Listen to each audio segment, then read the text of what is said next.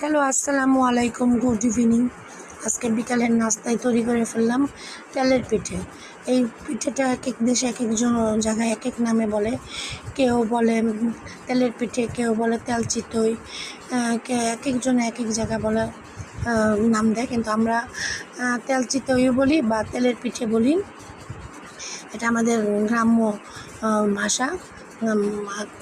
আমরা তেলের পিঠে বলি বা তেল চিতই পিঠে বলি। এই আজকে বিকেলে আমি সেটা বানিয়ে নিলাম। এই পিঠাটা বানাতে আমার অনেক দিন সময় লাগছে। প্রথম যখন বানাই তখন অনেকবার নষ্ট হয়েছে গুড়ি। তারপর আস্তে আস্তে এখন মোটামুটি পুরোপুরি ভালো হয় কিনা হয় না, কিন্তু তারপরেও কিছুটা শিখতে পেরেছি। এবার শীতে শ্বশুরবাড়িতে পিঠা খেতে যেতে পারিনি।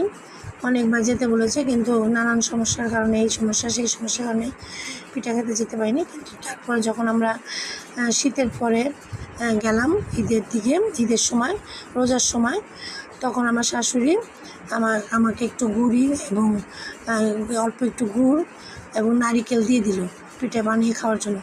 কিন্তু তারপরে এসে আর বানানো খাওয়া হয়নি, সেটা ফ্রিজেই ছিল। তো আজকে হঠাৎ করে ভাবলাম যে আমার শাশুড়ির দেওয়া সেই গুড় একটু কাজে লাগাই। আজকে একটু বিকেলে একটু তেলের পিঠা বানাই, পিঠাটাও খাইতে ইচ্ছে করতেছে খুব।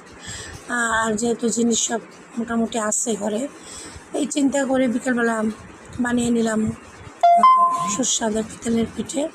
কারণ সবাই মিলে যাতে খাইতে পারি। আর আমার বর এই মিষ্টি জিনিসটা খুব পছন্দ করে।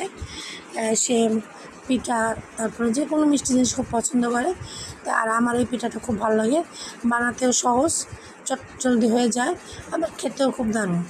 এই জন্য আজকে শর্টকাটে এই পিঠাটা বানিয়ে দিলাম আমার মেয়েকে এবং আমার বরকে। আশা করি আমার বর খুব পছন্দ করবে এবং খেয়ে খুব মজা পাবে। সবাই ভালো থাকবেন, সুস্থ থাকবেন, আর আমার পেজটা সাবস্ক্রাইব করে দিবেন। আমার এই পিঠা সম্পর্কে কোনো কমেন্ট থাকলে কমেন্ট বক্সে কমেন্ট করবেন। আপনাদের সাজেশন আমার কাছে অত্যন্ত জরুরি।